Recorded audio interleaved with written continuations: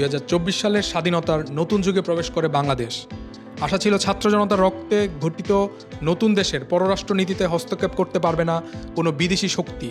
তবে ইতিমধ্যেই অন্তর্বর্তী সরকারের উপর মনস্তাত্ত্বিক চাপ প্রয়োগ শুরু করেছে ইউরোপীয়রা। যুক্তরাষ্ট্র থেকে বোয়িং কেনার ঘোষণার পর এবার এয়ারবাস বিক্রির জন্য জোরে সোরে কূটনৈতিক তৎপরতা শুরু করেছে ইউরোপের কূটনীতিকরা। গত জুলাই মাসে সরকারের পক্ষ থেকে যুক্তরাষ্ট্র থেকে বোয়িংয়ের 25টি উড়োজাহাজ কেনার ঘোষণার পর নভেম্বরে ইউরোপের কূটনীতিকরা হাতঘাট বেঁধে নেমেছেন। এমনকি প্রধান উপদেষ্টা প্রফেসর মোহাম্মদ ইউনূসের সঙ্গেও সরাসরি এয়ারবাসের বিশেষ আলাপ করেছেন কূটনীতিকরা। এয়ারবাস ঘিরে কূটনীতিকদের চাপ দৃশ্যমান হলেও পররাষ্ট্র উপদেষ্টা কোনো চাপ আছে বলে মানতে নারাজ। সম্প্রতি বাংলাদেশে নিযুক্ত জার্মান রাষ্ট্রদূত জানান, সমঝোতা অনুযায়ী ইউরোপীয় প্রতিষ্ঠান থেকে এয়ারবাস কিনতে হবে বাংলাদেশকে, অন্যথায় ইউভুক্ত দেশগুলোর সঙ্গে ঢাকার বাণিজ্যে সম্পর্কের প্রভাব পড়তে পারে। ডক্টর রোডিগার লোডসের মতে এয়ারবাস কেনা বা না কেনার বিষয়টি অবশ্যই বাংলাদেশের স্বাধীন সিদ্ধান্ত। তবে প্রতিটি সিদ্ধান্তই সামগ্রিক পরিবেশ ও মনোভাবের উপর কিছু না কিছু প্রভাব পড়ে।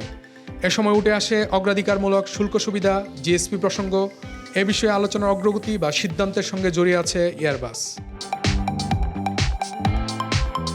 এমন পরিস্থিতিতে কঠোর অবস্থানে অন্তর্বর্তী সরকার। পররাষ্ট্র উপদেষ্টা তৌহিদ হোসেনের দাবি, বিমান কেনার সিদ্ধান্ত যাই আসুক না কেন, ইউরোপ ও বাংলাদেশের সম্পর্কে এর প্রভাব পড়বে না। রাষ্ট্রদূতরা স্বাভাবিকভাবেই তাদের দেশের বাণিজ্যিক স্বার্থ সংশ্লিষ্ট বিষয়গুলোর প্রচার করেন। তবে বাংলাদেশ বিশেষজ্ঞদের মূল্যায়ন এবং জাতীয় প্রয়োজন বিবেচনায় ক্রয় সংক্রান্ত সিদ্ধান্ত নেবে। বাইরের চাপ বা মন্তব্যের ভিত্তিতে সিদ্ধান্ত নেওয়া হবে না বলেও পরিষ্কার করেন তিনি। 2023 সালে ঢাকা সফর করেন ফরাসি প্রেসিডেন্ট। এ সময় শেখ হাসিনার সঙ্গে বৈঠক শেষে 10টি এয়ারবাস কেনার প্রতিশ্রুতি দেয় বাংলাদেশের প্রধানমন্ত্রী ধন্যবাদ জানায় ইমানুয়েল ম্যাক্রোকে। তবে চলতি বছর আগস্টে যুক্তরাষ্ট্রের সঙ্গে পারস্পরিক শুল্ক নিয়ে আলোচনার সময় সরকার জানায় বোয়িংয়ের 25টি উড়োজাহাজ কিনবে বাংলাদেশ, যার প্রথম চালান আসার কথা 2029 সালে। যাত্রীবাহী বিমান ছেড়ে আসা যাক ফাইটার জেট প্রসঙ্গে। চীন ও পাকিস্তানের পাশাপাশি ইউরোপ থেকে ইউরোফাইটার টাইফুন কিনতে আগ্রহ দেখিয়েছিল বাংলাদেশের বিমান বাহিনী।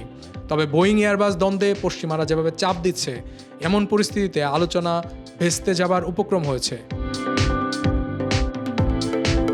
বিডি মিলিটারি প্রতিবেদন বলছে, টাইফুনের উচ্চ মূল্য ও বিভিন্ন দেশের জটিল সাপ্লাই চেইন নিয়ে সমালোচনা হচ্ছিল। তবে জার্মান রাষ্ট্রদূতের বক্তব্যের পর পরিষ্কার, যুদ্ধবিমানটি বাংলাদেশের জন্য সম্পদের বদলে দুর্বলতায় পরিণত হতে যাচ্ছে। জেট বিমানের spare parts, weapon integration, approval কিংবা লং টার্ম মেনটেন্যান্স নিয়ে জল ঘোলা করতে সময় নেবে না পশ্চিমরা।